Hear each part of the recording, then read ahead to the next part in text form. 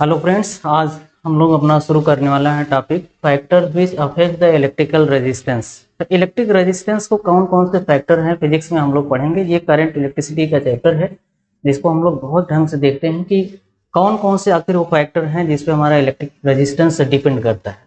तो first factor हमारा होगा, फर्स्ट फैक्टर हम देख रहे हैं R is directly proportional to length of the conductor.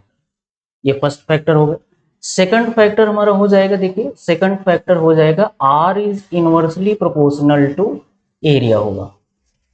And third factor ये होगा, देखो आर जो है रेजिस्टेंस, जो इलेक्ट्रिक रेजिस्टेंस होता है वो मटेरियल की प्रॉपर्टी पे भी डिपेंड करता है। मटेरियल की प्रॉपर्टी जैसे आप जानते हो कि बहुत सारे मटेरियल की डेंसिटी डिफरेंट डिफरेंट होती है, ऐसे सेम हम देखते हैं कि बहुत सारे मटेरियल की रजिस्टिविटी भी डिफरेंट होती है। अगर इन दोनों इक्वेशन को हम कंबाइन करके देखें, अगर इन दोनों फर्स्ट और सेकंड इक्वेशन को कंबाइन करके देखें तो एक थर्ड इक्वेशन हमको मिलेगा जिसको आपने क्लास 10th में पढ़ा होगा, R is equal to rho L by ए।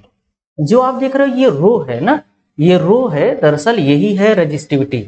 इसको हम दूसरा नाम भी देते हैं जिसका नाम है that is the specific resistance. तो आइए जरा इसको हम फिजिकली समझते हैं। एक फोर्थ फैक्टर होता है जो इलेक्ट्रिक रेजिस्टेंस को अफेक्ट करता है, वो होता है कि टेम्परेचर। आर जो है डिपेंड्स ऑन यहाँ लिख दे रहे हैं आर डिपेंड्स ऑन टेम्परेचर। तो आर हमारा जो है टेम्परेचर पे भी डिपेंड करता है, टेम्परेचर पे भी डिपेंड करता है।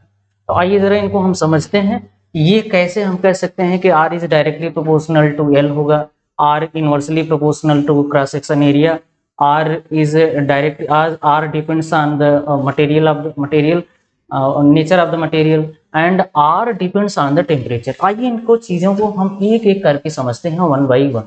सपोज करिए कि हमारे पास एक कोई वायर है जिसको हम करें कंडक्टर करें, ये लेंथ का है, एल लेंथ का ये वायर है सपोज करिए।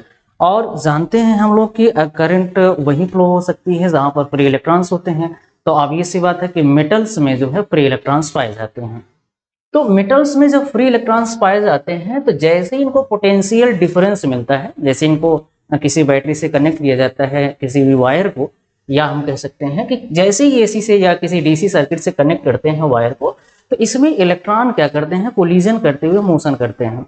देखिए कोलिजन भी कैसे होगा, इलेक्ट्रॉन के पास तो कोई आंखें होती हैं, ब्लाइंड होते हैं, ये कोलिजन करते करते जिगजैग मोशन में कोलिजन करते हुए आगे बढ़ते हैं। कोलिजन भी देखिए इस तरह का कोलिजन करते हुए आगे बढ़ते हैं। हम ये देख पा रहे हैं कि पहला हम फैक्टर देखते हैं कि R is directly proportional to L. तो आर हमारा एल पे डिपेंड करेगा। आइए इस चीज को हम समझ रहे हैं कि भाई देखते हैं कैसे आर जो है एल पे डिपेंड कर रहा है। तो देखिए ये एक नैरो आप देख रहे हो वायर है या कंडक्टर कह रहे हैं जिसकी लेंथ यल है, इसमें बहुत सारे इलेक्ट्रॉन्स जो है कोलिजन कर रहे हैं, कोलिजन करते करते आगे बढ़ रहे हैं।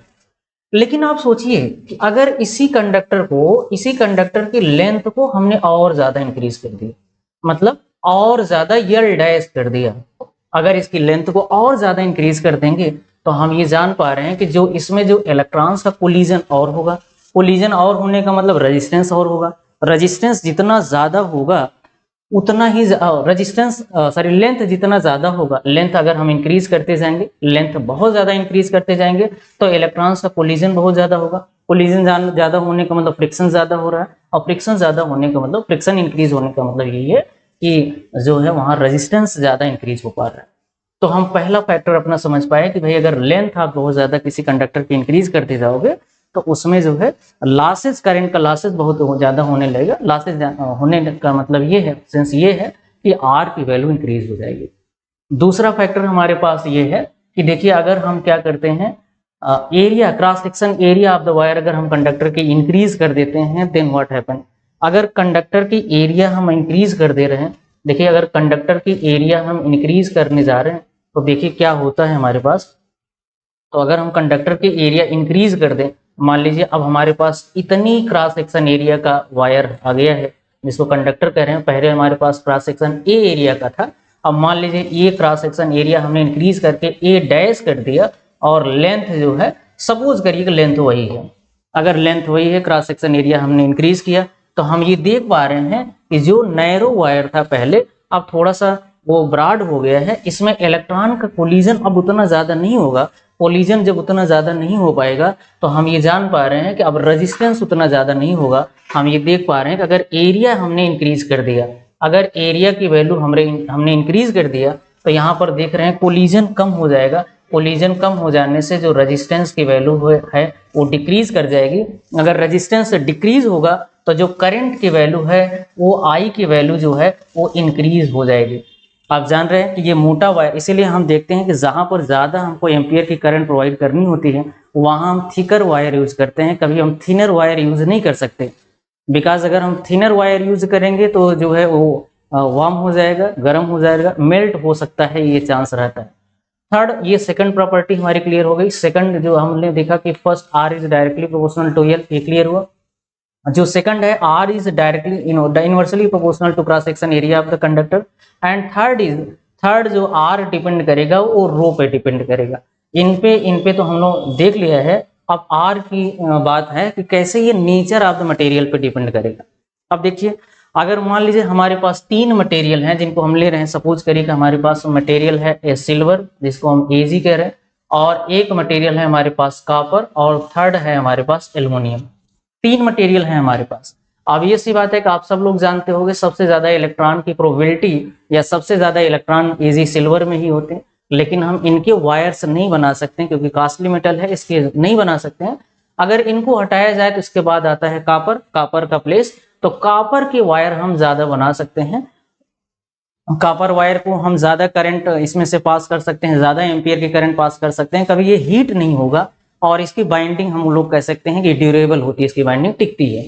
तो कॉपर मटेरियल पे भी डिपेंड करता है यार। इसका मतलब ये है कि जितना ज्यादा मतलब अगर कॉपर अच्छा मटेरियल आप यूज करोगे उतना ज्यादा उसमें इलेक्ट्रॉनों का कोलिजन कम होगा, इलेक्ट्रॉनों का कोलिजन कम होगा तो रेजिस्टेंस कम होगा, तो कहीं ना कहीं वो स्मूथली करंट फ्लो करेगी। और फोर्थ जो हमारे पास है कि R is depends on temperature, R temperature पे डिपेंड करेगा। आर कैसे कह सकते हैं टेम्परेचर पे डिपेंड करेगा। जैसे मान लीजिए सपोज करिए अगर हम किसी वायर को थोड़ा सा वार्म करते हैं, वार्म करने का सेंस ये है कि जैसे अगर कहीं से हीट पाता है तो हीट पाने पे जो होते हैं उसके इलेक्ट्रॉन को एनर्जी मिल जाती है। जैसे इलेक्ट्रॉन को एनर्जी मिलेगी वैसे उनका कोलिजन तेज हो जाएगा, और कहने का मतलब कोलिजन अगर फास्ट होने लगेगा तो कहने का मतलब वहां पर फ्रिक्शन जनरेट हो जाएगा, और फ्रिक्शन जनरेट होने पर रेजिस्टेंस की वैल्यू इंक्रीज हो जाएगी। आज ये चारों फैक्टर्स हम लोगों ने देखे। अब आइए देखते हैं इन्हीं फैक्टर्स पर, इन्हीं पर देखते हैं हम कैसे कैसे क्वेश्चन हमारे पास बन सकते हैं। आइए इन क्वेश्चनों को हम देखते हैं। तो आगे बढ़ लेते हैं, नेक्स्ट स्लाइड पे हम लोग चलते हैं। नेक्स्ट स्लाइड पर हम लोग चलते हैं। चलिए ठीक है, हम इसको आगे हम लोग बढ़ लेते हैं। ठीक है, तो ये 1 मिनट, नेक्स्ट स्लाइड प्लस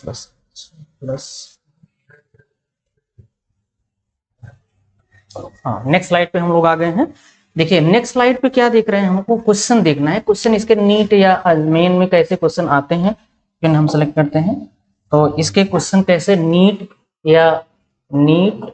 और मेन में कैसे इसके क्वेश्चन आते हैं, इनको हम लोग देखते हैं। जैसे सपोज करिए क्वेश्चन ये पूछा जाएगा, इसमें देखिए दो टाइप के क्वेश्चन बनते ही हैं एग्जाम में। फर्स्ट टाइप कौन सा, हम इधर लिख दे रहे हैं। फर्स्ट टाइप का क्वेश्चन कैसे बनता है, देखिए फर्स्ट टाइप में ये कहा जाता है कि अगर मान लो जो लेंथ के वैल्यू इंक्रीज कर दिया जाए, बताओ ऐसे केस में जो रेजिस्टेंस पे क्या इफेक्ट पड़ेगा।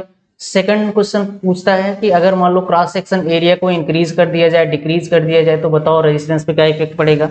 और थर्ड जो हमारे पास होगा कि अगर वायर को स्ट्रेच किया जाए, स्ट्रेच कर दे रहे हैं या स्ट्रेच करके हम उसको मेल्ट कर दे रहे हैं, स्ट्रेच कर दिया जाए या इसको हम क्या कर दें, मेल्ट करके दूसरे फॉर्म में अगर हम बना दें, मेल्ट करके अगर हम इसको दूसरे फॉर्म में बनाएं तो देखिए क्या हो सकता है। अगर इसको हम मेल्ट करके दूसरे फॉर्म में बनाना चाहें, मेल्टिंग कर दें, इसको मेल्टेड कर दें, मेल्ट करके अगर दूसरे फॉर्म में बनाएं तो देखिए क्या क्या हो सकता है। सपोज करिए मान लीजिए किसी वायर, कोई कंडक्टर है, उसकी लेंथ को हमने डबल कर दिया। आप जानते हो आर का फार्मूला होता है R = ρl/a। अगर हमने मान लीजिए कि उसकी लेंथ को जस्ट डबल कर दिया है, लेंथ को डबल कर देने का मतलब ये है कि R = ρ2l/a हो जाएगा। आप समझ रहे हो, अगर जैसे ही लेंथ डबल होगी तो रेजिस्टेंस हमारा चेंज हो जाएगा, वो R' हो जाएगा। तो R की वैल्यू हम R' जो देख रहे हैं 2 इसमें से अगर हम बाहर निकालें तो रो एल बाई ए होगा। रो एल बाई, अब देख रहे हो रो एल बाई दरअसल ये क्या है, ये रेजिस्टेंस ही तो है। इसका मतलब R dash is equal to 2 times old R. तो आप देख पा रहे हो कि जो आर डैश की वैल्यू होगी वो 2r के इक्वल होगी। समझ पा रहे हैं आप? देखिए हमने लेंथ को जस्ट डबल किया। आप देख भी रहे हो कि लेंथ को जैसे इंक्रीज करोगे वैसे ही कंडक्टर का रेजिस्टेंस इंक्रीज कर जाएगा। तो हमने लेंथ को अगर डबल कर दिया है तो जो आर की वैल्यू वो भी डबल हो जा रही है। अब आइए देखिए, ये तो एक बहुत छोटे से क्वेश्चन की बात हुई, आगे हम बढ़ते हैं, कुछ और दूसरा क्वेश्चन लेते हैं। सपोज करिए हमारे पास एक दूसरा क्वेश्चन है, क्वेश्चन नंबर अगर हम इसको 2 लें और इसको क्वेश्चन 1 कंसीडर कर रहे हैं, तो क्वेश्चन नंबर 2 की बात अगर हम करें, जैसे मान लीजिए किसी वायर, कोई कंडक्टर है, उसकी लेंथ को हमने स्ट्रेच करके या मेल्ट करके किसी दूसरे फॉर्म में कन्वर्ट कर दिया। तब देखो आर डैश का जो आर न्यू आर का फार्मूला जो होगा, R dash is equal to n square R बनता है। देखिए जनरेट कैसे होता है, इसके जनरेशन पे हम नहीं जाते हैं। R dash is equal to n square R. इसका मतलब अगर जैसे मान लो किसी वायर की लेंथ को स्ट्रेच करके डबल कर दिया, ये नीट में कई बार क्वेश्चन आया हुआ है, मेन में कई बार क्वेश्चन आया हुआ है कि अगर किसी वायर, किसी कंडक्टर की लेंथ को हमने क्या कर दिया, स्ट्रेच करके डबल कर दिया, क्वाड्रपल कर दिया, ट्रिपल कर दिया, 4 टाइम्स कर दिया, तो बताओ ऐसे केस में न्यू रेजिस्टेंस पे क्या इफेक्ट पड़ेगा। देखिए न्यू रेजिस्टेंस जब भी आपसे ये कहा जाए स्ट्रेच कर दिया जाए, जब मेल्ट करके बात कहा जाए, तो जितने टाइम्स लेंथ को इंक्रीज कर रहा है तो n की वैल्यू उतना ही रखना है। जैसे मान लीजिए 2 टाइम्स कर रहा है तो हमको n की जगह पर 2 पुट करना है। n की जगह जैसे हम लोग 2 पुट कर देंगे, हमको क्या मिलने वाला है, देखिए जैसे हम n की जगह पर 2 पुट कर देंगे तो n की जगह 2 पुट करेंगे, 2 का स्क्वायर इंटू r होगा। तो r डैश जो हमको मिलने वाला है दैट विल बी 4r, ये 4r हो जाएगा। तो r डैश की वैल्यू हम लोग देख पा रहे हैं 4r। लेकिन इसके पहले देखिए, इसके पहले वाले केस में हमने लेंथ को क्या कर दिया था, सिंपली हम लोगों ने लेंथ को डबल कर दिया था। जैसे लेंथ को डबल करोगे, क्वाड्रपल करोगे, ट्रिपल करोगे, तो हमारा जो रेजिस्टेंस होगा उसी के अकॉर्डिंग, उसी के प्रोपोर्शनल में इंक्रीज होगा। बट आप देख रहे हो अगर वायर को स्ट्रेच करके यानी मेल्ट करके या मोल्ड करके किसी दूसरे फॉर्म में हम कन्वर्ट कर रहे हैं, then new resistance will be n square R. तो इसी पर कई बार क्वेश्चन एग्जाम में बने हुए हैं, इनको हम इस तरह से समझें। और देखिए क्वेश्चन हमारा और किस टाइप का बन सकता है, देखिए अगर हम और क्वेश्चन देखें, क्वेश्चन हमारा जो थर्ड टाइप का क्वेश्चन हमारा बन सकता है, वो थर्ड टाइप इस तरह से क्वेश्चन बन सकता है। जैसे ये क्वेश्चन कहा जाता है किसी हुई वायर की लेंथ को, मान लीजिए लेंथ को कह रहा है कि 10% इंक्रीज कर दिया, लेंथ को क्या कर दिया, 10% इंक्रीज कर दिया। जब भी लेंथ को 10% इंक्रीज करेगा ना, समझना है आपको, अगर लेंथ को 10% इंक्रीज करेगा तो इसके लिए हमारे पास 2-3 मेथड है सॉल्व करने का। एक पहले बेसिक मेथड हम लोग जानते हैं। देखिए हम लोग ये जानते हैं 100% इक्वल टू, आप जानते हैं पूरी लेंथ होती है एल ही होगा, 100% एल हो गया। अगर 10% इंक्रीज होने का मतलब 110 हो गया, 110%। अगर 110% ऑफ द एल हो रहा है, 110% को हम लोग क्या कर सकते हैं, इसको फ्रैक्शन में फॉर्म में लिखेंगे तो 110 डिवाइड बाई क्या कर देंगे 100, तो ये हमारा हो जाएगा 1.10 ऑफ एल। तो जो आर का फार्मूला है, जरा देखिए आर का फार्मूला होता है रो एल बाई ए फार्मूला होता है। लेकिन देखिए लेंथ को आपने क्या कर दिया है, इंक्रीज किया है, 10% केवल इंक्रीज किया है। अगर 10% इंक्रीज कर दिया है तो जो हमारा रेजिस्टेंस होगा वो चेंज होगा, क्योंकि आप जानते हो हमने फार्मूले में बात बताई कि जो किसी भी कंडक्टर की लेंथ अगर आप इंक्रीज कर रहे हो तो उसका रेजिस्टेंस भी इंक्रीज करेगा, क्योंकि डायरेक्टली प्रोपोर्शनल होता है। तो आर डैश होगा रो, और जो एल की वैल्यू लिखेंगे, एल की वैल्यू हमारी हो जा रही है 1.10 ऑफ एल डिवाइड बाय कितना लिख देंगे हम, क्रॉस सेक्शन एरिया।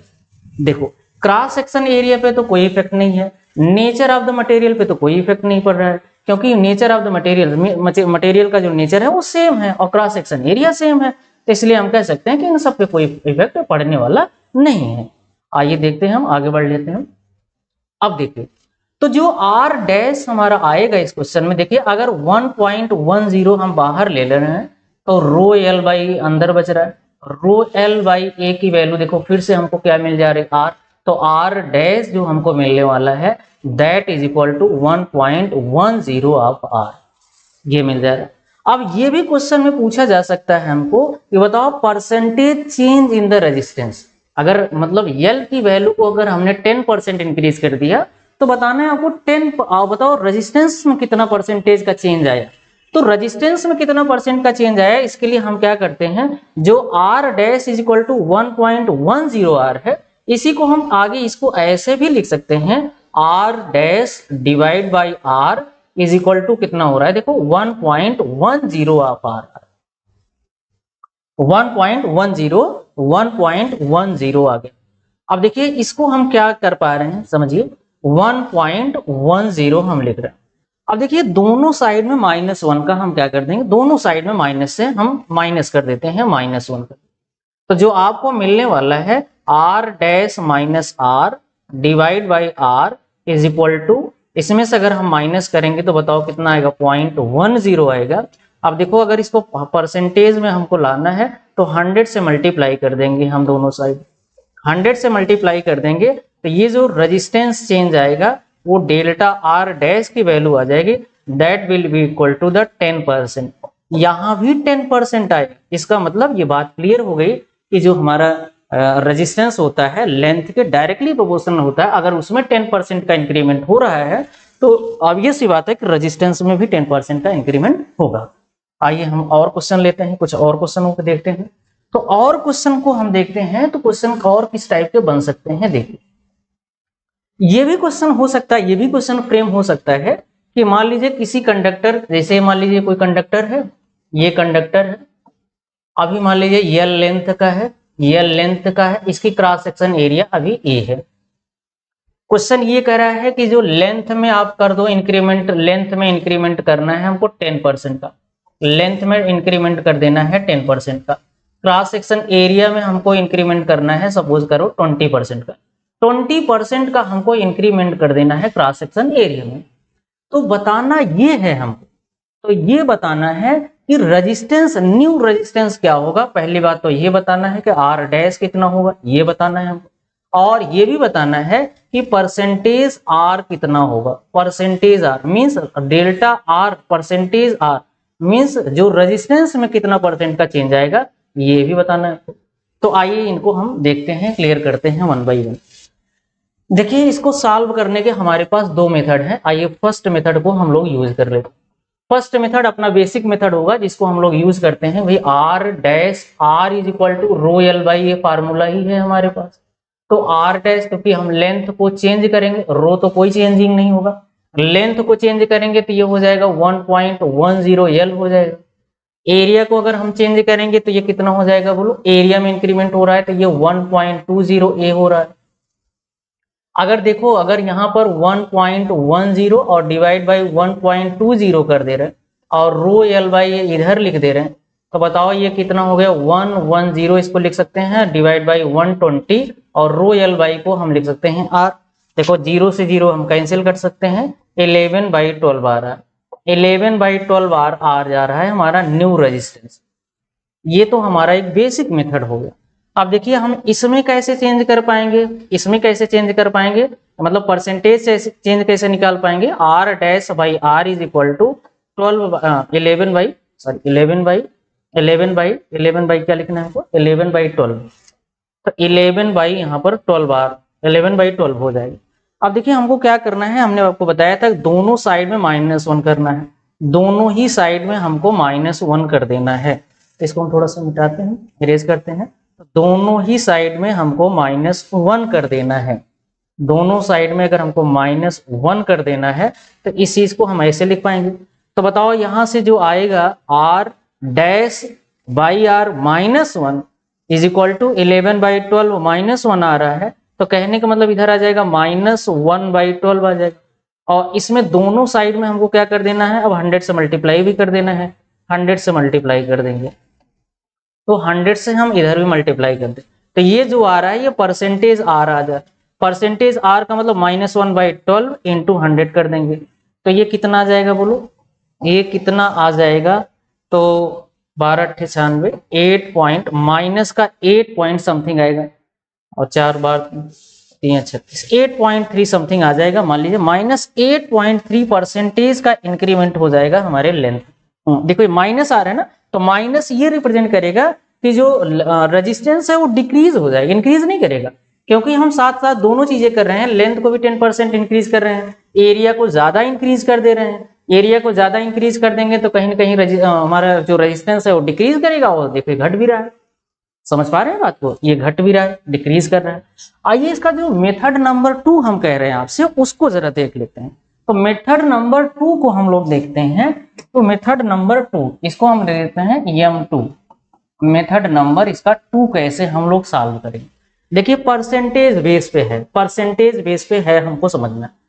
देखिए ये समझिए कि एक फार्मूला हमारे पास R is equal to rho L by A है। अच्छा जी, रो के लिए तो कोई बात नहीं, क्योंकि रो मटेरियल हमारा कैसा है, सेम मटेरियल। अगर कुछ ना बोला जाए तो इसका मतलब सेम मटेरियल की बात है।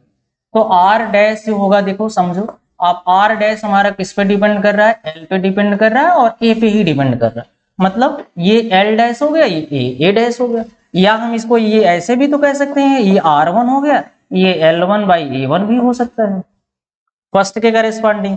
और ऐसे भी तो हम कह सकते हैं R2 इज इक्वल टू कितना हो जाएगा बोलो, L2 बाई A2 हो जाएगा। अगर दोनों को डिवाइड कर रही है, देखिए क्या मिलता है हमको, R1 by R2 is equal to, यहां से दोनों को डिवाइड अगर हम करेंगे तो L1 A2 divide by A1 L2 मिलेगा। तो ये हमारा रेजिस्टेंस वाला फार्मूला एक और मिल रहा है। अगर इनमें से कोई भी फैक्टर की वैल्यू दिए होगी, हम इसमें पुट करके आंसर फाइंड कर लेंगे। तो समझ पा रहे हैं ये बातें। तो इस तरह से हम लोगों को क्वेश्चन बहुत कम टाइम में, मिनिमम टाइम में सॉल्व कर सकते हैं। देखिए और हम लोग देखते हैं इस पे और किसी टाइप के क्वेश्चन बन सकते हैं। देखिए रेजिस्टेंस को ऐड करने के बहुत सारे दो मेथड होते हैं हमारे पास, दो मेथड होते हैं। तो हम यहाँ हेडिंग डालते हैं, नई हेडिंग होगी, न्यू हेडिंग होगी हमारी, कॉम्बिनेशन ऑफ रेजिस्टेंस। तो कॉम्बिनेशन ऑफ रेजिस्टेंस में हम लोग हेडिंग डालते हैं और देखते हैं कि हम रेजिस्टेंस को कैसे कंबाइन कर सकते हैं। तो combination of the resistance, combination of the resistance, हम रेजिस्टेंस को कितने मेथड से कंबाइन कर सकते हैं। तो कितने मेथड है हमारे पास, बेसिकली दो ही मेथड है कंबाइन करके। तो कहा जाता है 3 मेथड है, कहीं कहीं बुक में लिखा है, और मिक्स मेथड जनरली होता ही 2 ही। तो फर्स्ट मेथड हमारा है सीरीज कॉम्बिनेशन। तो सीरीज में हम एक तो ऐड करते हैं सीरीज कॉम्बिनेशन। पहला मेथड हमारा कौन सा है, बोल सीरीज कॉम्बिनेशन। और सेकंड मेथड कौन सा हो जाएगा, समझिए सेकंड मेथड होगा हमारा parallel combination. Parallel combination, parallel combination. अच्छा जी, आइए देखिए हम रेजिस्टेंस हमारे, आपको जानते होंगे रेजिस्टेंस इस तरह से बनाए जाते हैं सिंबल। क्यों ऐसा बनाया जाता है आप जानते होंगे, क्योंकि रेजिस्टेंस को अगर प्रैक्टिकली हम खरीद के लाएं मार्केट से, क्योंकि वो उबड़ खाबड़ होता है, तो उबड़ खाबड़ होता है, इसमें वेव के फॉर्म होता है, तो हम इसलिए ऐसा बनाते ही नहीं। मान लीजिए रेजिस्टेंस R1 हमारे पास, कोई एक दूसरा रेजिस्टेंस है हमारे पास R2 हो गया, एक तीसरा रेजिस्टेंस हमारे पास मान लीजिए सपोज करिए ये R3 हो गया। ये 3 रेजिस्टेंस है, इनका इक्विवेलेंट हमको फाइंड करना है कि इक्विवेलेंट कितना होगा। देखिए दरअसल इक्विवेलेंट होता क्या है, इक्विवेलेंट का मतलब ये होता है अगर 3 रेजिस्टेंस या कोई 3 चीजें कहीं पर रखी गई हो, उसके एक सिंगल अमाउंट में कितना बनेगा। जैसे आप हम ये कहें कि अगर 3 आदमियों का खाना कोई अगर सिंगल आदमी कोई अकेले ही खा जाए तो समझ लो इक्विवेलेंट है उसके। तो इक्विवेलेंट ऐसे रेजिस्टेंस को भी हम ऐड करते हैं, उनका इक्विवेलेंट हम लोग निकालते हैं। देखिए इसके लिए हम क्या कर रहे हैं, सेटअप अपना कुछ इस तरह से बना रहे हैं, ये एक बैटरी से इसको हम कनेक्ट कर दे रहे हैं और यहाँ पर करंट फ्लो होने जा रही है।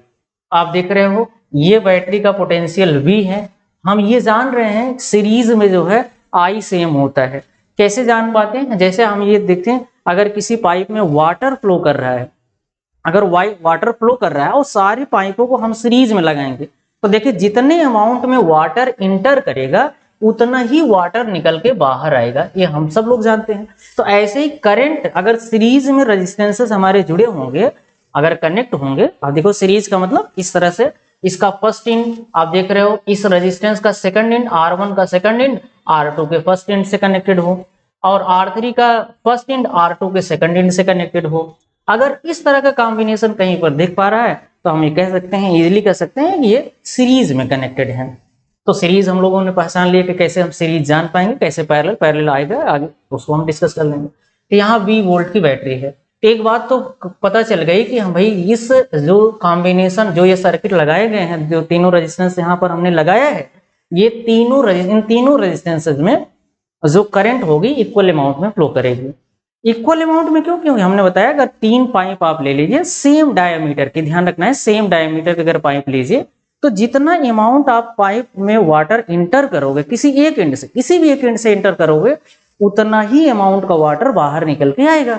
तो सेम ऐसे करंट में भी होता है, जितना अमाउंट करंट यहाँ पर आ रही, सपोज करो कि ये हमारा ए पॉइंट है, ए पॉइंट से जितनी अमाउंट की करंट यहाँ पर एंट्री मार रही है उतना ही अमाउंट की करंट यहाँ पर एग्जिट कर जाएगी, उतनी ही अमाउंट की करंट एग्जिट कर जाएगी। तो यहाँ देखिए 20 वोल्ट की बैटरी है, करंट सेम होता है, करंट सेम होता है, बट पोटेंशियल डिफरेंस, ये जो वोल्टेज आप देख रहे हैं ये तीनों ही रेजिस्टेंस में डिफरेंट होगा, तीनों ही रेजिस्टेंस में डिफरेंट होगा। क्यों होगा? देखिए आप ये समझ पा रहे होंगे कि ये रेजिस्टेंस R1 इस बैटरी से डायरेक्ट कनेक्टेड तो है, लेकिन ये वाला इससे डायरेक्ट कनेक्टेड नहीं है और ये वाला डायरेक्ट कनेक्टेड है। तो कहीं ना कहीं यहाँ पर जो पोटेंशियल की वैल्यू होगी सब में डिफरेंट होगी। तो हम ये कह सकते हैं कि जो हमारी करंट होंगी, जो कि करंट हमारा सेम है, तो जो सेम नहीं उसको हम लेते हैं। तो क्या सेम नहीं? देखो पोटेंशियल सेम नहीं है। तो देख रहे हो V इज इक्वल टू, इसका मतलब क्या हो रहा है, अगर इस R1 के क्रॉस मान लीजिए पोटेंशियल ड्रॉप V1 आ रहा है, R2 के क्रॉस पोटेंशियल डिफरेंस V2 आ रहा है और R3 के क्रॉस पोटेंशियल डिफरेंस V3 आ रहा है, तो इन तीनों का जो सम होगा वो V के इक्वल होगा। तो V इज इक्वल टू हम कह सकते हैं, V इज इक्वल टू हम कह सकते हैं कि जो होगा, जो V इज इक्वल टू होगा V1 प्लस में V2 और प्लस में क्या हो जाएगा V3। अच्छा जी, ओम्स लॉ से हम लोगों ने बहुत अच्छे से क्लियर किया है, क्लास 10th में हम लोगों ने पढ़ा भी होगा। ओम्स लॉ क्या होता है? V इज इक्वल टू होता है I इंटू R। तो V की जगह पर हम IR पुट कर देंगे, देखिए V is equal to IR। ऐसे सिमिलरली V1 की जगह पर हम पुट कर सकते हैं I इंटू R1 पुट कर सकते हैं। I क्यों? क्योंकि तीनों जगह करंट सेम होगी, तो यहाँ पर I1 I2 I3 इस तरह से हम नहीं पुट करेंगे, केवल I ही पुट करेंगे हर जगह। और यहाँ पर क्या लिख सकते हैं? IR2 और यहाँ पर भी हम लिख सकते हैं IR3। तो आप देख पा रहे हो कि यहाँ से I हमारा कॉमन हो गया, जो R1 प्लस R2 प्लस क्या मिल रहा है हमको R3 मिल रहा है। और यहाँ पर देखो IR है, तो I की वैल्यू यहाँ पर कैंसिल आउट हो जा रही है, जो R की वैल्यू मिल रही है इसी को हम कह रहे हैं R equivalent is equal to R1 plus में R2 प्लस में R3। ये तीनों चीजें आप देख पा रहे। तो ये हम समझ पाए कि सीरीज कॉम्बिनेशन में रेजिस्टेंसेस को हम ऐसे ऐड कर पाएंगे। इसमें जो खास ध्यान देने वाली बात होगी ये कि सीरीज में I सेम होगा। अब आगे आते हैं, देखते हैं इसमें और थोड़ा सा देखते हैं। ये तो मान लिया ऐसे 3 रेजिस्टेंसेस हमारे पास अगर ऐड हो तो जो R इक्विवेलेंट का फार्मूला होगा that will be equal to the R1 plus R2 plus R3। अगर सपोज करिए कि ऐसे ही हमारे पास बहुत सारे resistances n number of resistances अगर सीरीज में ही कनेक्टेड हों तो बताओ क्या हो सकता है। तो हम कह सकते हैं कि सर अगर n नंबर ऑफ रेजिस्टेंसेस अगर सीरीज में कनेक्टेड होंगे तो जो R इक्विवेलेंट आएगा that will B R1 plus R2 plus R3 plus so and so on, यहाँ पे हम लिख सकते हैं Rn। ठीक है जी। तो R इक्विवेलेंट जो मिलेगा वो हमको ये मिल जा रहा है। तो ये कितने के लिए है वो, तो यहाँ पर हम लिख सकते हैं फॉर n रेजिस्टेंसेस। अगर n रेजिस्टेंस हमारे पास हो तो उनके लिए हमारा फार्मूला ये आ जाएगा। अब आगे आइए देखते हैं, अगर मान लीजिए सारी ही रेजिस्टेंस हमारे आइडेंटिकल हो, कैसे हो, ये R1 ये R2 ये R3 ये R4 R5 R6 जितने भी रेजिस्टेंसेस हम लगा रहे हैं सीरीज में, अगर मान लीजिए उन सब की वैल्यू सेम हो जाए, सेम होने का मतलब R1 भी R हो जाए, R2 की वैल्यू R हो जाए, R3 R हो जाए, R4 R हो जाए, ऐसे अगर हो जाए तो हम क्या कह सकते हैं, जो R इक्विवेलेंट हमारे पास आएगा देखो वो क्या आ जाएगा, ये आ जाएगा R1 भी R हो जाए, R2 भी हमारा R हो जाए, R3 भी R हो जाए, R4 भी R हो जाए, सो एंड सो ऑन, जो लास्ट वाला रेजिस्टेंस है वो भी R हो जाए। सब के सब R हो गए, तो सब के सब R हो गए। देखो R यहां से हम कॉमन ले सकते हैं और यहाँ क्या बच जाएगा 1 प्लस 1 प्लस 1 प्लस 1 प्लस आगे चल करके प्लस डॉट डॉट डॉट, इस तरह से हम कर सकते हैं n टाइम्स। अगर किसी वन को अगर हम n टाइम्स ऐड करेंगे तो जो इनका समेशन आएगा वो n ही आएगा। तो देखिए, तो जो हमको R इक्विवेलेंट की वैल्यू मिल रही है फॉर n आइडेंटिकल रेजिस्टेंस के लिए, तो जो R की वैल्यू मिल रही है वो ये मिल जा रही है। तो यहाँ पर हम देख पा रहे हैं ये किसके लिए है, यहाँ पर हम लिख रहे हैं for n identical resistance for n identical resistance के n अगर आइडेंटिकल रेजिस्टेंस हो तो उसके लिए R इक्विवेलेंट की वैल्यू होगी R इंटू n। अब देखिए इस पे क्वेश्चन कैसे बन सकता है, मान लीजिए 1000 रेजिस्टेंस हमारे पास है और एक इंडिविजुअल रेजिस्टेंस की वैल्यू जो है हमारी मान लीजिए 10 ओम है। अगर R इक्विवेलेंट ऐसे केस में आपसे पूछा जाए तो n की वैल्यू हम क्या कर देंगे 1000 पुट कर देंगे और यहाँ पर 10 ले लेंगे, तो ये आंसर हमारा आ जाएगा 10,000 को हम क्या लिख सकते हैं 10 टू द पावर 4 ओम हो जाएगा R इक्विवेलेंट की वैल्यू। अब आगे चलते हैं हम लोग कि हम सीरीज तो हमने देख लिया, अब आगे हम लोग देखते हैं रेजिस्टेंस का पैरेलल कॉम्बिनेशन। किसका? Parallel combination of the resistance. Parallel combination हम लोग रेजिस्टेंस का देखने चल रहे हैं। तो पैरेलल कॉम्बिनेशन क्या होगा, देखो भाई पैरेलल कॉम्बिनेशन क्या होगा, parallel combination of resistance, parallel combination of resistance, parallel combination of resistance. तो पैरेलल कॉम्बिनेशन में क्या करते हैं, पहले हम फिगर बना लेते हैं। देखिए ये रेजिस्टेंस मान लीजिए सपोज करिए हमारे पास एक रेजिस्टेंस ये है और एक दूसरा रेजिस्टेंस है ये और एक तीसरा रेजिस्टेंस हमारे पास ये है। ये 3 रेजिस्टेंसेस हमारे पास हैं। ये सपोज करो कि ये 3 रेजिस्टेंस हमारे पास हैं, जैसा हमने सीरीज में लिया था और वैसे ही यहां पर हमने ले लिया R1 R2 और R3 ले लिया। तो अब देखो जरा इनको हम क्या करते हैं, इन्हीं तीनों रेजिस्टेंसेस को हम एक बैटरी से कनेक्ट कर देते हैं। बैटरी से क्यों कनेक्ट करेंगे भाई, क्योंकि करंट हमको दिखाना है, करंट फ्लो कराना है, करंट कंडक्टर में फ्लो पास करेगी। तो जो आप देख रहे हो ये माइनस प्लस है और ये V वोल्ट की बैटरी है। तो हम ये देख पा रहे हैं कि जो ये करंट आ रही है यहाँ आते ही ये करंट जो है इस पॉइंट पे जो है डिवाइड हो जाएगी, क्योंकि आप देख रहे हो ये करंट आ रही कुछ अमाउंट में यहाँ चली जाए, कुछ अमाउंट में यहाँ चली जाए, कुछ अमाउंट में यहाँ चली जाए करंट। तो यहाँ जो करंट जाएगी इसको हम कहेंगे I1 और जो यहाँ करंट जाएगी दैट इज द I2। यहाँ जो इस ब्रांच में करंट जाएगी दैट इज द I3। अच्छा ये बात तो क्लियर हो गई भाई कि करंट जो है डिवाइड हो जाएगी। पैरेलल कॉम्बिनेशन में हम देख पा रहे हैं कि जो करंट होगी वो डिवाइड हो जाएगी, बट सीरीज कॉम्बिनेशन में हमने देखा था कि करंट सब में सेम थी, R1 हो R2 हो R3 हो सब में करंट सेम थी, क्योंकि हमने आपको एग्जांपल लेके बताया था अगर पाइप बहुत सारी पाइप सीरीज में अगर हम उनको ऐड कर देंगे, अगर किसी भी एक एंड से जो मान लीजिए अगर सपोज करो 2 लीटर का वाटर आप उसमें एंटर करा रहे हो तो एग्जिट 2 लीटर ही होगा। तो हम लोग ये देख पा रहे हैं कि I तो डिवाइड हो जाएगी, बट ये देखो पोटेंशियल क्या होगा इसका हमको देखना है। तो पोटेंशियल क्या होगा, मान लो यहाँ का पोटेंशियल V है, बैटरी तो V वोल्ट की है, तो अब देखिए कहीं ना कहीं हम ये देख पा रहे हैं कि R1 R2 R3 ये तीनों ही रेजिस्टेंसेस हमारे इंडिविजुअली इस बैटरी से कनेक्टेड हैं। देखिए सपोज करिए कि मान लीजिए अगर ये दोनों रेजिस्टेंसेस ना हो, ये दोनों रेजिस्टेंस ना हो, तो कहीं ना कहीं हम देख रहे हैं ये वायर डायरेक्ट आप देख रहे हो इस बैटरी से डायरेक्ट कनेक्टेड है। और मान लो ये नहीं है, ऊपर वाला R1 R3 नहीं है, केवल R2 है, तब भी हम देख पा रहे हैं कहीं ना कहीं R2 इस बैटरी से डायरेक्ट कनेक्टेड है। और ऐसे ही मान लो R2 R3 नहीं है, तो कम से कम हम ये देख पा रहे हैं कि R1 अगर देखा जाए तो R1 भी इस बैटरी से डायरेक्ट कनेक्टेड है। तो कहने का मतलब ये है कि बैटरी का जो भी वोल्टेज होगा वो इन तीनों रेजिस्टेंसेस को सेम अमाउंट में मिलने वाला है। तो इसका मतलब ये बात क्लियर हो गई कि जो R1 R2 R3 हैं इन सबको सेम पोटेंशियल मिलेगा, सेम वोल्टेज मिलेगा। इसीलिए तो हमारे जो घरों की वायरिंग होती है वो पैरेलल में की जाती है, मींस हमारे घर के सारे अप्लायंसेस को सेम वोल्ट मिले, क्योंकि गवर्नमेंट हमको सप्लाई देती है 220 वोल्ट की, तो हमारी इच्छा होती है कि सारे अप्लायंसेस हमारे 220 वोल्ट पे ही मार्क किए जाते हैं, उसी पे काम करते हैं। तो सारे अप्लायंसेस को 220 वोल्ट का ही मिलता है, भले उनमें करंट का डिवीजन हो जाए, करंट कम ज्यादा हो सकती है बट वोल्टेज रिमेन्स कांस्टेंट। अच्छा अभी हम उस पर चर्चा नहीं कर रहे हैं, यहाँ पर जो वोल्टेज है इसका मतलब ये बात क्लियर हो पाई कि वोल्टेज तीनों में ही सेम हो जाएगा, करंट का डिवीजन हो जाएगा, करंट तीनों ही रेजिस्टेंस में डिफरेंट डिफरेंट फ्लो करेगी। तो आइए जरा in series in parallel combination का जरा हम आर इक्विवेलेंट फाइंड करें तो वो क्या होगा, देखते हैं भाई। हम ये देख पा रहे हैं कि वोल्टेज तो सेम है, करंट सेम नहीं है, तो जो सेम नहीं है उसी का इक्वेशन हम लिखते हैं।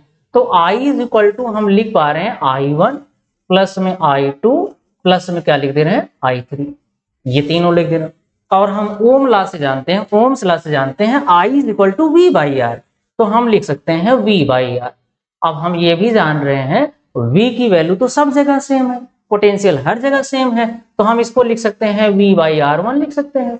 और इसको क्या लिख सकते हैं बताओ, इसको लिख सकते हैं V बाई R2 लिख सकते हैं, और इसको क्या लिख सकते हैं V बाई R3 लिख सकते हैं।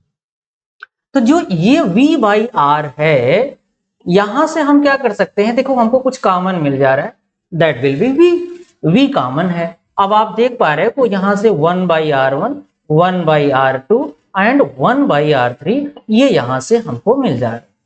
तो देखो अगर यहां से V अगर हम कैंसिल आउट कर पाएंगे तो हमको जो मिलेगा 1 अपान R को हम कह रहे हैं 1 upon R equivalent, that is equal to 1 by R1 plus 1 by R2 and plus 1 by R। ये तो हमारे आ गए तीन रेजिस्टेंस अगर हमारे पास पैरेलल में कनेक्टेड हो, तीन रेजिस्टेंस अगर पैरेलल में कनेक्टेड हो तो जो R इक्विवेलेंट का फार्मूला होगा वो ये हो जाएगा। लेकिन अगर हमारे पास दो रेजिस्टेंस केवल डायरेक्ट पैरेलल में कनेक्टेड हो तो उसके लिए एक शॉर्टकट भी है, शॉर्ट फार्मूला है। उसके लिए फार्मूला क्या होता है, देखिए यहां पर हम लिख दे रहे हैं, उसके लिए जो फार्मूला होता है R equivalent is equal to R1 R2 divide by R1 plus R2। Sir ये कैसे आया, ये कोई नया फार्मूला नहीं, यहीं पर अगर हम पुट करेंगे तो ये भी ऐसे आएगा, क्योंकि हमारे पास ये फार्मूला है ना। तो अगर हम दो रेजिस्टेंस हमारे होंगे, ये तीसरा नहीं होगा, 1 by R1 plus 1 by R2 को ही हम ऐड कर लेंगे। तो 1 by R1 plus 1 by R2 को अगर ऐड करेंगे तो R इक्विवेलेंट जो आएगा R1 R2 divide by R1 plus R2। इससे क्या होगा, अगर कहीं दो रेजिस्टेंस हमारे पास होगा तो उसके लिए यहाँ पर सही रहेगा, हम जल्दी कैलकुलेट कर पाएंगे, हम कम टाइम में अपने क्वेश्चन को सॉल्व कर सकते हैं। अब आइए देखते हैं कि भाई अगर तीन रेजिस्टेंस हमारे पास हैं तो जो इनका इक्विवेलेंट रेजिस्टेंस आया 1 by R equivalent is equal to 1 by R1 plus 1 by R2 plus 1 by R, ये मिल गया हमको। अब आइए जरा देखते हैं कि अगर मान लीजिए कि अगर ऐसे ही n नंबर ऑफ रेजिस्टेंस ऐसे कनेक्टेड हो, कैसे, n नंबर 1 2 3 नहीं, n नंबर, या कह सकते हैं इनफाइनाइट नंबर ऑफ रेजिस्टेंसेस अगर पैरेलल में कनेक्टेड हो तो बताओ R इक्विवेलेंट की वैल्यू कितना होगी। हम फिर से कह सकते हैं अगर ऐसा होगा तो हम कह सकते हैं 1 by R equivalent is equal to 1 by R1 plus 1 by R2 plus 1 by R3, ये तो 3 के लिए ही था ही, और इसी में हम क्या करते हैं डॉट डॉट डॉट करके यहाँ पर प्लस 1 बाई R1 बढ़ा देते हैं।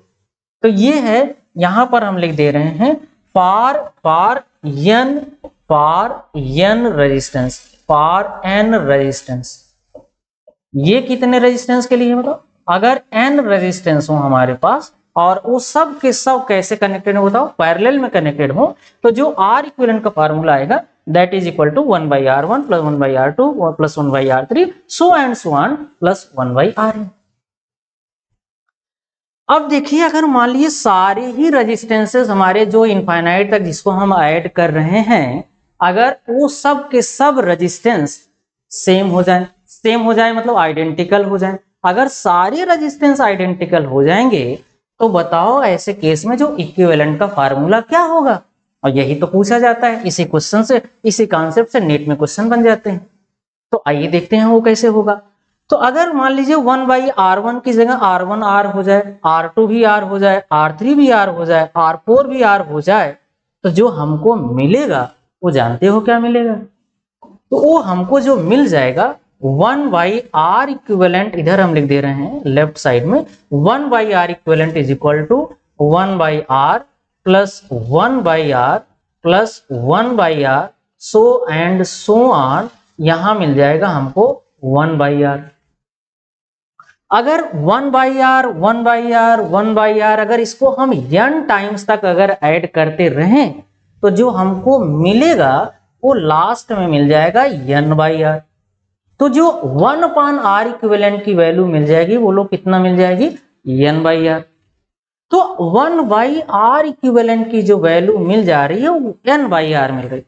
ये 1/r इक्विवेलेंट की वैल्यू है, लेकिन अगर हम कहें कि r इक्विवेलेंट की वैल्यू कितनी हो जाएगी, r इक्विवेलेंट की वैल्यू मिल जाएगी वो r/n मिल जाएगी। तो देख रहे हो किस तरह से यार। तो ये किसके लिए, फॉर n आइडेंटिकल रेजिस्टेंसेस। अगर n आइडेंटिकल रेजिस्टेंस है हमारे पास तो R इक्विवेलेंट का फार्मूला और सब के सब आइडेंटिकल सेम है, तो 1/r इक्विवेलेंट मिलेगा n/r, लेकिन R इक्विवेलेंट मिलेगा इसी का रेसिप्रोकल हो जाएगा r/n। अब क्वेश्चन पूछा जा सकता है, इस बार नीट में ऐसे ही क्वेश्चन पूछा गया, इसी पर बेस पे क्वेश्चन पूछा गया था इस बार। अगर मान लो 1000 हमारे पास रेजिस्टेंस हो और हर रेजिस्टेंस की वैल्यू क्या मिल रही है हमको, मान लो 10 है, इंडिविजुअल की 10 है, तो यहाँ पर हम क्या कर सकते हैं 10/1000 करेंगे। जैसे ही 10/1000 करेंगे इसकी वैल्यू बहुत कम आने वाली है। वैसे भी आप देखिए अगर सीरीज में अगर रेजिस्टेंसेस को आप ऐड कर रहे हो तो जो इक्विवेलेंट आएगा वो हर इंडिविजुअल रेजिस्टेंस से ज्यादा आएगा, हर इंडिविजुअल रेजिस्टेंस से ज्यादा आएगा। लेकिन अगर पैरेलल में रेजिस्टेंसेस को आप ऐड कर रहे हो तो जो पैरेलल में इक्विवेलेंट रेजिस्टेंस आएगा वो हर इंडिविजुअल रेजिस्टेंस से कम आएगा। जैसे सपोज करो कि हमारे पास R1 की वैल्यू है 10 ओम है, R2 की वैल्यू कितना है बोलो 20 ओम, R3 हमारे पास है 30 ओम। अगर देखो अगर हम इनको सीरीज में ऐड करेंगे, अगर सीरीज में एक क्वेश्चन ले लेते हैं, नेक्स्ट स्लाइड पे हम दूसरा क्वेश्चन ले लेते हैं।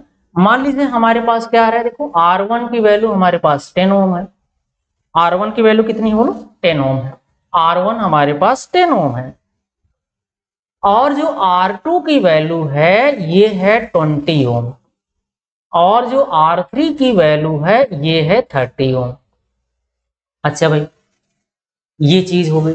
अब आप बताओ अगर मान लो इन तीनों को अगर हम मान लीजिए सीरीज में ऐड कर रहे हैं, सीरीज में अगर हम ऐड कर रहे हैं तो जो R इक्विवेलेंट आएगा that will B R1 plus R2 plus में R3 होगा, ये होगा। तो जरा इनको ऐड करके हम देखें तो कितना ऐड करने पे आपको मिल रहा है, ये मिल रहा है आपको जो R इक्विवेलेंट मिलेगा दैट इज इक्वल टू 60 ओम मिल जाएगा। R इक्विवेलेंट कितना मिलेगा 60 ओम, R इक्विवेलेंट मिलेगा 60 ओम। बताओ क्या ये 60 ओम R1 R2 R3 सबसे ज्यादा नहीं है, है ज्यादा। इसका मतलब अगर R1 अगर मान लो n नंबर ऑफ रेजिस्टेंसेस हो, n नंबर ऑफ रेजिस्टेंसेस हो, अगर उनको हम सीरीज में ऐड कर रहे हैं, किसमें सीरीज में ऐड कर रहे हैं, तो जो R इक्विवेलेंट की वैल्यू आएगी दैट विल बी मैक्सिमम। तो यहाँ पर जो हमको R मिल रहा है वो तीनों से तो पहली बार ज्यादा होगी और ये जो है मैक्स मिलेगा हमको। तो R मैक्स की वैल्यू हम कह सकते हैं कि R1 plus R2 plus R3 होगा। तो अगर हमको कहीं पर मैक्सिमम रेजिस्टेंस फाइंड करना है तो हमको क्या कर देना है, सारे रेजिस्टेंसेस को सभी रेजिस्टेंसेस को सीरीज में लगाना होगा, तब तो हमको मैक्सिमम मिलेगा। लेकिन अगर हमको मिनिमम रेजिस्टेंस फाइंड करना है, अगर मिनिमम रेजिस्टेंस फाइंड करना है तो सभी रेजिस्टेंसेस को हमको पैरेलल में ऐड कर देना है, पैरेलल में ऐड करना है। अब देखो आप इसको हमने क्या कर दिया, इन तीनों ही रेजिस्टेंसेस को हमने सीरीज में कर दिया तो हमको R मैक्स मिल गया, और जो R इक्विवेलेंट मिल रहा है वो इंडिविजुअल रेजिस्टेंस मतलब इंडिविजुअल मतलब R1 से भी R2 से भी R3 से भी ज्यादा आ रहा है। लेकिन आप सोचिए अगर इन्हीं तीनों रेजिस्टेंसेस को, जिसका नाम है कितना, R1 की वैल्यू हमने ले लिया था 10 ओम, और R2 की वैल्यू कितना लिया था बोलो 20 ओम, और R3 की वैल्यू ले लिया था हमने 30 ओम, यही इतना हमने लिया था। क्या यही लिया था, हाँ यही लिया था 10 20 30, ये हमने लिया। तो R1 R2 R3 हमने लिया। जरा इन्हीं तीनों को अगर हम पैरेलल में ऐड करेंगे तो क्या पा जाएंगे, देखो अगर पैरेलल में ऐड कर पाएंगे तो क्या मिलने वाला है, देखो 1/R equivalent is equal to, क्योंकि पैरेलल का यही फार्मूला है ना, पैरेलल का तो यही फार्मूला है, R इक्विवेलेंट जो मिलेगा वो होगा 1/R1 plus 1/R2 plus 1/R3, ये है हमारे पास। तो जो 1/R1 होगा, 1/R1 को हम क्या लिख रहे हैं, देखो 1/10, 1/R2 को क्या लिख पा रहे हैं बताओ 1/20, 1/R3 को क्या लिख पा रहे हैं 1/30। जब इसका एलसीएम आप लेने जाएंगे तो 60 मिल जाएगा एलसीएम। यहाँ कितना होगा बोलो 6, यहाँ कितना हो जाएगा 3, यहाँ कितना हो जाएगा बोलो 2। तो जो 1/R इक्विवेलेंट मिल रहा है दैट इज इक्वल टू कितना मिल रहा है 6 3 9 2 11, 11/60 ओम मिल जाएगा। ये क्या मिल रहा है 1/R इक्विवेलेंट। लेकिन अगर R इक्विवेलेंट वैल्यू फाइंड करना है, अगर R इक्विवेलेंट की वैल्यू फाइंड करना है, ये हो जाएगा 60/11, और 60/11 की वैल्यू जानते हो कितना हो जाएगी 5.4 आ रहा है। तो 5.4 ओम आ रहा है। अगर हम एक डिजिट सिंगल डिजिट ले रहे हैं, पॉइंट के बाद एक ही डिजिट कंसीडर कर रहे हैं, तो 5.4 ओम। तो क्या बताइए ये जो R इक्विवेलेंट की वैल्यू आ रही है, जो आप देख रहे हो R इक्विवेलेंट की जो वैल्यू आ रही है, क्या R1 R2 R3 तीनों से कम है कि नहीं, कम है। इसका मतलब अगर हम रेजिस्टेंसेस को पैरेलल में कनेक्ट करते हैं तो जो R इक्विवेलेंट की वैल्यू आएगी वो डिक्रीज हो जाएगी। बात समझ में आ रही है आपको, बात समझ में आ रही ना। तो R इक्विवेलेंट की वैल्यू हमने क्या कर दिया यहां पर डिक्रीज हो जाए। बोलो आई होप आपको समझ में आया होगा, ये क्लास अच्छी लगी होगी। तो आगे हम लोग मिलते हैं नेक्स्ट क्लास में। Thank you.